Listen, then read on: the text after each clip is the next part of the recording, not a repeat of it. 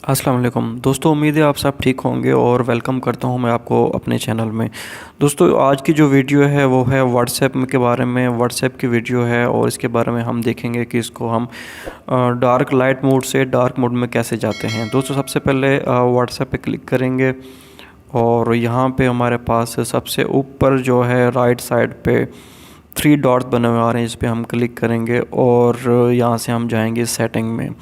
दोस्तों, सेटिंग के बाद हम यहाँ पे सेकंड में जो ऑप्शन आ रहा है वो है चैट्स, और चैट्स पे क्लिक करेंगे। उसके साथ हमारे फर्स्ट नंबर पे जो ऑप्शन आ रहा है वो है थीम्स। थीम्स में क्लिक करेंगे तो उसके बाद हमारे पास दो ऑप्शन आ रहे हैं, एक लाइट का है और एक डार्क का। तो हमने इसको डार्क करना है, तो डार्क जब क्लिक करेंगे और ओके कर देंगे तो ये डार्क हो जाएगी और इस तरह हम इसको डार्क मोड में देख सकते हैं।